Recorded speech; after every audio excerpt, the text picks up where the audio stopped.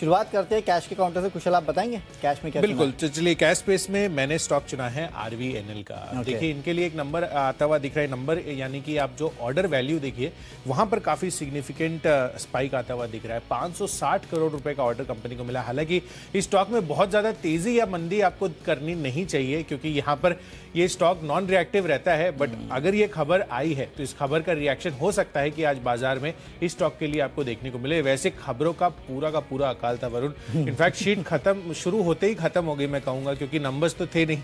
वो actually problem यही हो गया, हमें वो 50-60 नंबर्स देखने की आदत हो गई है ना, तो अचानक नंबर्स जब गायब हो गए तो खबरें ही गायब हो गई, ऐसा लगने लगा है। और वैसे भी डल पीरियड रहता है, लाइक जैसे पोस्ट रिजल्ट्स होता है ना, तो उसके बाद 1 वीक कहीं ना कहीं कुछ भी स्टॉक से रिलेटेड न्यूज वगैरह भी नहीं आती है और रिजल्ट्स भी ओवर हो जाते हैं। तो लार्जली थोड़ी सी डिफिकल्टी तो हुई हमें अपनी सूची बनाने में। बट बहरहाल आपके लिए कुल 20 स्टॉक्स की लिस्ट हम आपके लिए लेकर आए हैं, जिसमें RVNL सबसे पहला काउंटर है। आप देखिए यहाँ पर सिंगल लाइन BG टनल बनाने के लिए नॉर्थ ईस्ट फ्रंटियर रेलवे से इनको 560 करोड़ रुपए का ऑर्डर मिलता हुआ दिखा है, जो अपने आप में काफी सिग्निफिकेंट है। तो RVNL उस वजह से आपको खरीदारी करने की राय है। 32.5 रुपए की प्राइसिंग है, 34 रुपए का टारगेट रखिए। 31.5 नीचे साइड पर आपको स्टॉप लॉस भी लगाकर चलना है। तो ये तो मेरी तरफ से स्टॉक की कॉल हो गई। वरुण, आपने क्या लिया? देखिए न्यू इंडिया एश्योरेंस, इस कंपनी को मैंने लिया। इनफैक्ट कोई भी इंश्योरेंस कंपनी है, जनरल इंश्योरेंस कंपनी है, उसको आपको लेना चाहिए। लाइफ इंश्योरेंस कंपनी है, उसको आपको लेना चाहिए।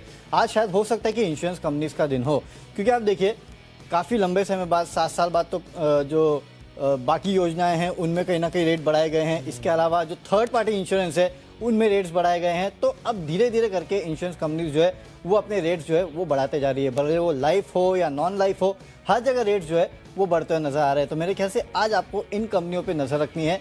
जो इंश्योरेंस कंपनी आपको पसंद है वहाँ पे आज आप ट्रेडिंग के मौके ले सकते हैं। न्यू इंडिया एश्योरेंस एक ऐसा काउंटर है जो कि थोड़ा वॉलेटाइल रहता है, थोड़ा हाई बीटा है जब इस तरह की खबरें आती है। तो इसके चलते मेरे ख्याल से आज इसके लिए मैंने इसको अपना पहला स्टॉक चुना है।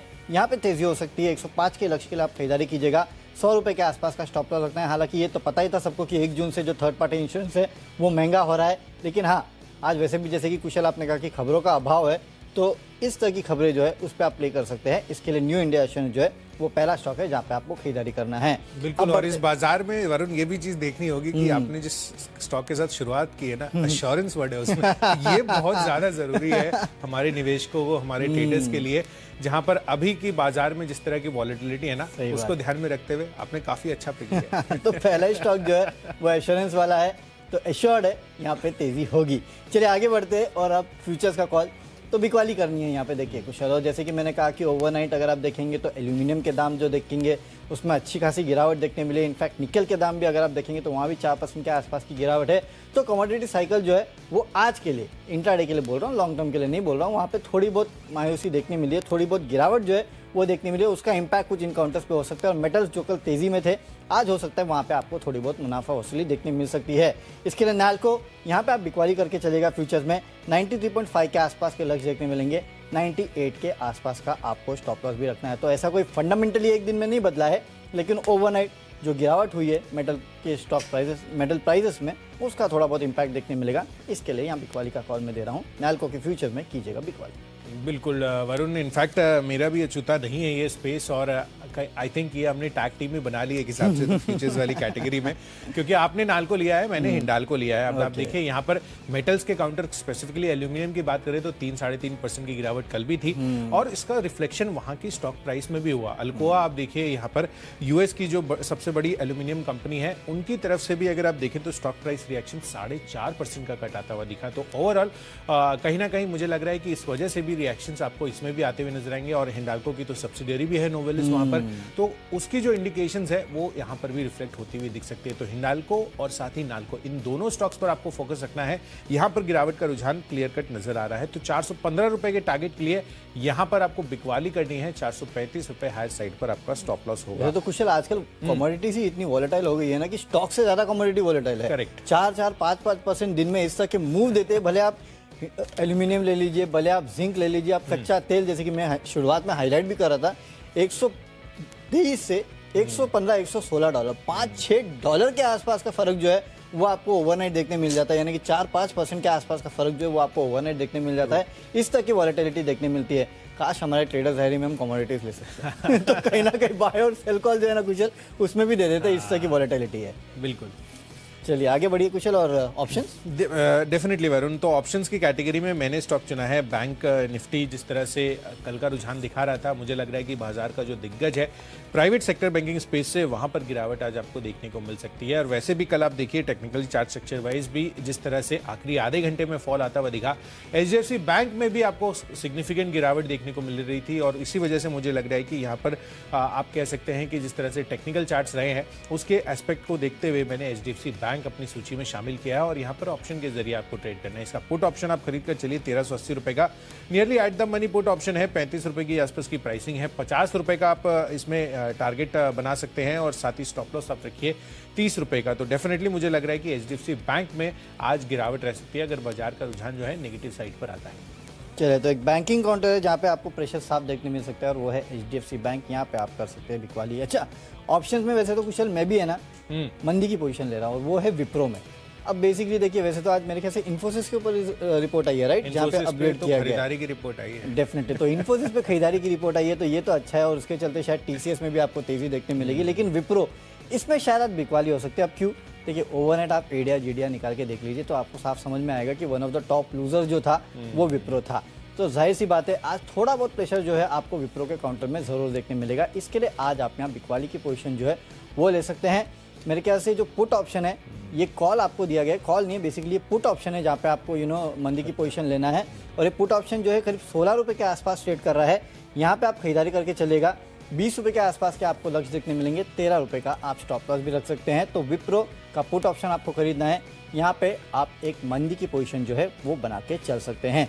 चलिए आगे बढ़ते हैं, और अब टेक्निकल कॉल मेरे तरफ से है। हाँ, बिकवाली नहीं, खरीदारी का कॉल। अरे क्या बात है। अरे कुछ ऐसे स्टॉक्स है ना कुशल, अगर आप देखेंगे ना, कल भी मैं एक लिंक कर रहा था कि काफी सारे जो ये वाले स्टॉक्स है आपके न्यूली लिस्टेड कंपनीज, उनका बॉटम बन चुका है पिछले कुछ दिनों में। हालांकि जो मेरा अगला स्टॉक है वो न्यूली लिस्टेड कंपनी नहीं है, लेकिन ये भी अगर आप चार्ट निकाल के देखेंगे तो आपको समझ में आएगा कि मिड ऑफ मई से या फिर एंड ऑफ मई से यहाँ पे एक बेहतरीन रिवर्सल देखने मिला है, और वो है एनआईटी लिमिटेड। इस काउंटर को आप देख लीजिए, एक बेहतरीन चार्ट पे रिवर्सल इसमें देखने मिला है। और जो रिवर्सल है फिलहाल 460 के आसपास गया है। इसका पहला हर्डल जो है ना वो 470 है, दूसरा हर्डल जो है 475 के आसपास का है। अगर ये दो लेवल्स को इस काउंटर ने पार किया ना तो सीधा 500-530 के आसपास के लेवल जो है ये काउंटर आपको दिखा सकता है। यानी कि इस लेवल के बाद सीधा जो अगला हर्डल है वो 25 से 30 रुपये ऊपर निकल के आता है इस काउंटर का। इसके लिए मुझे टेक्निकली ये काफ़ी पसंद आ रहा है स्टॉक।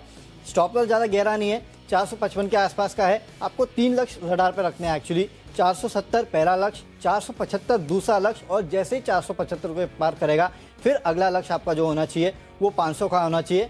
और एज इन आप अपने जो स्टॉप लॉसेस है उसको ट्रेल करते जाइएगा। तो ये आपके लिए एक बेहतरीन टेक्निकल बेट हो सकता है। रडार पे रखिए इस काउंटर को, अच्छी खासी तेजी हो सकती है। तो आप कुशल, मेरे तरफ से तो एनआईटी लिमिटेड है, खरीदारी का कॉल है टेक्निकली। आप खरीद रहे हैं, बेच रहे हैं? नहीं, मैं तो बेच ही रहा हूँ क्योंकि मेरी खरीदने की हिम्मत ही नहीं बन रही है। और आप अगर खरीदारी की राय दे रहे हैं और 10% की अपसाइड वरुण एक्सपेक्ट करके चल रहे हैं तो ये अपने आप में काफी सिग्निफिकेंट हो जाएगा हमारे जितने भी ट्रेडर्स और इन्वेस्टर्स कम्युनिटी है उनके हिसाब से। क्योंकि यहाँ पर 10% के गेंस आते हैं अगर, तो डेफिनेटली काफी अच्छे गेंस आपको देखने को मिल सकते हैं। तो एनआईटी लिमिटेड पर फोकस रखिए, यहाँ पर चार्ट स्ट्रक्चर बेहद मजबूत लग रहा है। चलिए, टेक्नोपिक के आधार पर मैंने स्टॉक चुना है जीएसपीएल का काउंटर है, Jindal steel and power limited. यहाँ पर बिकवाली करने की राय है। कल के सत्र में भी अगर आप देखेंगे तो इसका चार्ट स्ट्रक्चर कमजोर था। एंड एडिंग टू दैट आप देखिए यूएस स्टील कॉर्पोरेशन जो एक्स के नाम से वहां पे जो उसका सिंबल है यूएस में वो ट्रेड करता है, ऑलमोस्ट 6.25% तक की गिरावट वहां पर देखी गई है। तो स्टील काउंटर्स में यहाँ पर यूएस में हमें बिकवाली नजर आई है। इनफैक्ट पूरा का पूरा, जैसे मैं अल्कोआ के बारे में भी बता रहा था, वहां पर भी 4-4.5% का कट था। तो इसका क्लियर कट इंडिकेशन है कि जो मेटल स्पेस से सबसे हाई बीटा काउंटर है ना वो है जीएसपीएल का, और यहाँ पर आज इस वजह से बिकवाली आ सकती है। तो आपको इसको बेचकर चलना है 368 रुपए के टारगेट के लिए। यहाँ पर आप देखिए आज 380 के आसपास की प्राइसिंग है। हायर साइड पर 386 के स्टॉप लॉस को ध्यान में रखते हुए आपको जीएसपीएल में शॉर्ट कर चलना है। चलिए बढ़ते हैं अपनी अगली कैटेगरी जो है फंडा पिक। और आपने तो मेरा सीक्रेट डिस्क्लोज कर दिया विप्रो के साथ साथ इन्फोसिस पर हिंट देके हमारे व्यूअर्स को, तो अब इस पर मोहर भी लगा देते हैं। इन्फोसिस मेरी तरफ से ये जो स्टॉक है आपको खरीदारी करके चल रही है, और जो बहुत ही इंटरेस्टिंग रिपोर्ट आती हुई दिख रही है वरुण। एचएसबीसी की रिपोर्ट है इन्फोसिस पर, 1500 रुपए के आसपास का भाव है, और इन्होंने इधर जो है रेटिंग अपग्रेड की है। पहले होल्ड की राय थी, अब यहाँ पर खरीदारी की राय है और मौजूदा भाव से सिग्निफिकेंट अपसाइड के टारगेट्स ये देते हुए दिख रहे हैं 1940 रुपए के। तो यानी कि आप देखिए यहाँ पर 1800-1900 रुपए के लेवल जो है काफी कंफर्टेबली अचीव होते हुए दिख सकते हैं अगले एक साल में। तो मैं अपनी तरफ से तो कंजर्वेटिव टारगेट देख रहा हूँ। एचएसबीसी मेरे से ज्यादा बुलिश हो रहा है और उन्होंने रेटिंग भी अपग्रेड किया है, तो उस वजह से यहाँ पर काफी अच्छी बुलिशनेस बन सकती है। और वैसे भी ये कई बार हमने आपको इनफैक्ट फंडा पिक या इन्वेस्टमेंट पिक के लिहाज से इसको रेकमेंड मैंने किया है, तो उस वजह से भी आप देखिए यहाँ पर अगेन एक टारगेट रिवीजन के हिसाब से मैं इन्फोसिस आपके सामने लेकर आया हूँ। 1800 रुपए के टारगेट के लिए आप यहाँ पर खरीदारी करके चल सकते हैं। चलिए, तो इन्फोसिस यहाँ पे आप खरीदारी कीजिएगा। वैसे भी ब्रोकरेज हाउसेस ने अब टारगेट बढ़ाना शुरू कर दिया इनकाउंटर पे, तो अच्छी खासी तेजी हो सकती है। अच्छा, फंडा पिक मेरे तरफ से है मुंजल ऑटो, यहाँ पे आप खरीदारी करके चलिएगा। वैसे भी देखिए अब ऑटो नंबर्स आने वाले हैं और कुशल आपने ऑटो नंबर्स के प्रीव्यूज बनाए हो जिसमें आपने कहा है कि हीरो मोटो में 10% के आसपास की बढ़ोतरी देखने मिल सकती है। वो सबसे बड़ा आउट परफॉर्मर ही रह सकते हैं क्योंकि काफी महीनों से मैं इसको ट्रैक कर रहा था और hero MotoCorp significantly under perform करता हुआ नजर आ रहा था बाकी जितने भी ऑटो कंपनीज हैं उसके मुकाबले। और इसी वजह से मुझे लग रहा है कि यहाँ पर हीरो मोटोकॉर्प में अगर बहुत अच्छी तेजी आती है तो आप मुंजाल ऑटो तो मैंने स्टोरी तो आप कुशल ने आपको बता ही दी है कि मुंजाल ऑटो मैंने क्यों लिया है। तो हीरो मोटोकॉर्प नंबर्स अगर आने की उम्मीद है और देखिए अगर नंबर्स अच्छे आते तो आपको याद होगा कि ऑटो के साथ ऑटो एंसिलरी काउंटर्स में किस तरह की बढ़त देखने मिलती है। पिछले कुछ दिनों में हीरो मोटोकॉर्प में वैसे भी निश्चित तौर से खरीदारी देखने में नजर रखिएगा, यहाँ पे एक बेहतरीन तेजी बन सकती है। यहाँ पे खरीदारी कीजिएगा, फंडामेंटली अच्छा लगता है। 44 रुपए के लक्ष्य के लिए 41 रुपए के आसपास का आपको स्टॉप लॉस भी रखना है। अगला जो इन्वेस्टमेंट पिक है ना कुशल, वो भी एक ऑटो एंसिलरी काउंटर है और वो है गैब्रियल इंडिया। यहाँ पे आपको खरीदारी करना है। कुछ दिनों पहले इस कंपनी के नतीजे आए थे जो कि ठीक ठाक थे, लेकिन वैल्यूएशन के लिहाज से अगर आप देखेंगे तो काफी बेहतर नजर आता है। और साथ ही साथ ऑटो इंडस्ट्री में जो रिवाइवल होगा उसका एक बहुत बड़ा बेनिफिशियरी जो है ये कंपनी रहने वाली है। कुछ ब्रोकरेज हाउसेस की मैं रिपोर्ट भी पढ़ रहा था और वो भी कहीं ना कहीं बहुत भरोसा जो है इस काउंटर पे दिखा रहे हैं। मुझे लगता है ये सबका मिश्रण मिला के मैं स्टॉक लेके आया हूँ। हालांकि इसके पहले अगर मैं ट्रेडर्स रेडी खेलता तो शायद आपको 110 के आसपास के लेवल पे ही दे देता। 118 के आसपास आ चुका है, अभी भी कुछ नहीं बिगड़ा है। 4 से 6 महीने का वक्त दीजिएगा, यहाँ से और 30-32 रुपए के आसपास के अपसाइड देखने मिलेंगे। 150 के आसपास के लक्ष्य के लिए आप गैब्रियल इंडिया में खरीदारी करके चल सकते हैं। डेफिनेटली वरुण, और ऑटो एंसिलरी का तो एक्चुअली ज़माना चल रहा है। इनफैक्ट पिछले 2 हफ्तों से हम लगातार ऑटो एंसिलरी पर जो है बुलिश हैं और यहाँ पर जैसे कल भी मैंने जमुना ऑटो और साथ ही एक और स्टॉक भी दिया था जहाँ पर फोकस रखना चाहिए था हमें। तो कहीं ना कहीं मुझे लग रहा है कि यहाँ पर जितनी भी ऑटो एंसिलरी स्पेस की कंपनियां हैं ना, सुप्राजीत इंजीनियरिंग, अब मुझे याद आया, तो ये 2 स्टॉक्स मैंने कल के सत्र में भी बताया था और मुझे लग रहा है कि यहाँ पर पूरे के पूरे स्पेस में जो है आपको अच्छी तेजी बन सकती है। और खासकर 2 व्हीलर और 3 व्हीलर की अगर आप बात करें तो उसमें गैब्रियल इंडिया का नाम सबसे पहले आता है। तो यहाँ पर खरीदारी करके चलिए as a investment pick Gabriel India पर। मैंने स्टॉक चुना है इन्फो एज का। कल मैंने आपको लिंक कर बताया था कि किस तरह से इनकी जो कॉन कॉल होती हुई दिखी थी, उसके बाद कितने बुलिश आउटलुक यहाँ पर ये साउंड करते हुए नजर आ रहे थे। और खासकर रिक्रूटमेंट डिवीजन 70% इनका ओवरऑल रेवेन्यू में कंट्रीब्यूशन रहता है। और आप देखिए निचले स्तरों से बहुत ही बेहतरीन तेजी इस काउंटर में आती हुई दिख चुकी है। पर दूसरी तरफ आप देखिए तो 52 वीक हाई जो इसका बना हुआ है वो ऑलमोस्ट 7400 रुपए का बना हुआ है और अभी भी सिग्निफिकेंट गैप जो है इसको कवर करना बाकी है। और निचले स्तरों से जैसे कि आप बता रहे थे शो की शुरुआत में कि जो न्यू एज कंपनीज हैं वहां पर बॉटम बनता हुआ दिख रहा है। और स्पेसिफिकली इन्फो एज की अगर आप बात करें तो इन्वेस्टमेंट आइडियाज तो इनके पास रहते ही हैं, जहां पर भी ये लोग इन्वेस्टिंग कंपनीज में निवेश करते हैं, तो वहां पर अगर बॉटम बन रहा है तो इनके लिए भी उस चीज का फायदा मिलेगा। सही बात। तो इसी वजह से इन्फो एज आपको खरीदारी करके चल रहे हैं। अगले 1 साल में 5000 रुपए के टारगेट आपको यहां पर कंफर्टेबली आते हुए दिख सकते हैं। चलिए बढ़ते हैं अपनी अगली कैटेगरी जो है खबरों के दम पर, और यहां पर मैंने स्टॉक चुना है मोल्टेक पैकेजिंग का, जहां पर आपको ध्यान रखना है मोल्टेक पैकेजिंग यहां पर एक अच्छा बल्क डील होती हुई दिख रही है जिसमें EM long only emerging markets master fund ने खरीदारी की है और छोटे मोटे नंबर की नहीं की है। 2.5 लाख शेयर यहां पर ये खरीदते हुए नजर आए हैं 735 रुपए के भाव पर। तो काफी सिग्निफिकेंट अपसाइड इस खबर के दम पर आज आपको मोल्टेक पैकेजिंग में भी देखने को मिल सकते हैं। और वैसे भी पूरे के पूरे पैकेजिंग स्पेस अगेन फोकस में पिछले कई दिनों से आते हुए नजर आ रहे हैं। तो 732 के टारगेट के लिए खरीदारी करनी है, 700 का स्टॉप लॉस। चलिए खबरों के दम पे जो स्टॉक मुझे पसंद है वो है स्पेशलिटी रेस्टोरेंट। यहाँ पे खरीदारी करके चलेगा क्योंकि खबर ये है कि 19 किलो वाली जो कमर्शियल सिलेंडर है वो आज से 135 रुपये सस्ते होंगे। तो जाहिर सी बात है जितनी रेस्टोरेंट कंपनीज है उनको इसका फायदा होगा, इसके लिए खरीदारी करके चलेगा। 127 के लक्ष्य के लिए 120 का आपको रखना है स्टॉप लॉस। चलते हैं आखिरी कैटेगरी जो कि है माई चॉइस की कैटेगरी, और यहाँ पे सबसे पहले मैंने एक बिकवाली का कॉल लिया है और वो है वेदांता में। यहाँ पे आप फ्यूचर में बिकवाली करके चल सकते हैं क्योंकि ओवरनाइट जिस तरह से कीमतों में गिरावट देखने मिली है मेटल्स की, उसका थोड़ा बहुत इंपैक्ट होगा। 310 के लक्ष्य के लिए बिकवाली कीजिएगा। 328 का आपको एक स्टॉप लॉस रखना है। अगला काउंटर है ONGC। यहाँ पे आप फ्यूचर में बिकवाली करके चलेगा, क्योंकि देखिए नो डाउट कच्चा तेल अभी भी अच्छी खासी तेजी दिखा रहा है, लेकिन कल $123 के आसपास था, तब स्टॉक में 5-6% की तेजी हुई थी। लेकिन अब देखिए $115-116 के आसपास आ चुका है, और ये कच्चे तेल जिस तरह से चलता है उसी तरह से स्टॉक चलता है। तो इंट्राडे के लिए आप बिकवाली करके चल सकते हैं। 147 के लक्ष्य के लिए 154 के आसपास का एक स्टॉप लॉस भी रखना है। और आखिरी स्टॉक है इंटरग्लोब एविएशन। यहाँ पे आप खरीदारी करके चल सकते हैं। देखिए कल अगर आप देखेंगे तो दिन भर स्टॉक में थोड़ी बहुत तेजी देखने मिली थी। ब्रोकरेज हाउसेस की तरफ से भी कहीं ना कहीं अपडेट आ रहे हैं इस काउंटर के लिए, और 2200 के आसपास के लक्ष्य दिए जा रहे हैं। हालांकि ये रिपोर्ट्स कल आई थी, लेकिन मुझे लगता है कि आज एक फॉलोअप बाइंग जो है आपको इंटरग्लोब एविएशन में देखने मिल सकती है। धीरे धीरे स्टॉक चलता है, इसके लिए मैंने लेवल जो है वो भी थोड़े छोटे ही दिए हैं। 1900 के आसपास के लेवल के लिए आप यहाँ खरीदारी करके चल सकते हैं। 1800 के आसपास का आपको एक स्टॉप लॉस भी रखना है। तो 2 बिकवाली के और 1 खरीदारी का कॉल माई चॉइस में मेरे तरफ से।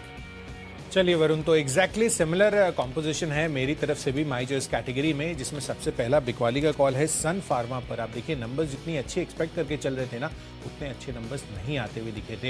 इनफैक्ट उसके बाद जो है यहाँ पर गिरावट का रुझान ही हमें साफ तौर पर देखने को मिला है, और कल भी अगर आप देखें तो यहाँ पर मुझे लग रहा है कि बिकवाली का रुझान बनता हुआ दिख रहा है। तो सन फार्मा यहाँ पर बेचकर चलिए, टेक्निकल चार्ट से कमजोर लग रहे हैं। 840 रुपए के टारगेट के लिए बिकवाली कीजिए, 870 हायर साइड पर स्टॉप लॉस लगाइए। दूसरा कॉल भी बिकवाली का है, और यहाँ पर पब्लिक सेक्टर बैंक से SBI ये बेचने की सलाह है। तो प्राइवेट सेक्टर बैंकिंग स्पेस से HDFC बैंक मैंने आपको बताया, साथ ही आपको SBI का पर भी जो रुझान है मेरा नेगेटिव साइड पर है, और इसको भी आप बिकवाली कर चल सकते हैं। वैसे भी काफी अच्छी खासी तेजी इस स्टॉक में ऑलरेडी हमें देखने को मिल चुकी है, तो ऊपरी स्तरों से हो सकता है कि यहाँ पर मुनाफा वसूली या बिकवाली का रुझान जो है यहाँ पर देखने को मिले, जैसे जैसे बैंक निफ्टी अगर गिरता है आज के बाजार में। 455 रुपए के टारगेट के लिए यहाँ पर बिकवाली कीजिए, 472 रुपए आपको स्टॉप लॉस रखना है। और आखिरी कॉल है बारबेक्यू नेशन पर।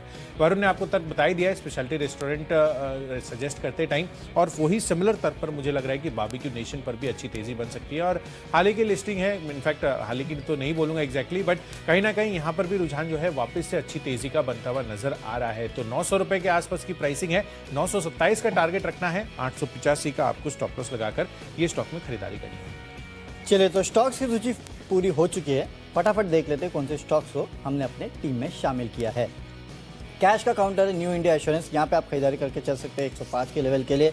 नैल्को के फ्यूचर में बिकवाली करना है। विप्रो का 480 का पुट ऑप्शन खरीदना है 20 रुपए के टारगेट के लिए। टेक्निकली NIIT लिमिटेड काफी बेहतर लगता है। फंडामेंटली मुंजल ऑटो अच्छा लगता है, यहाँ पे आप खरीदारी कर सकते हैं। 44 रुपए के लक्ष्य के लिए निवेश करना है।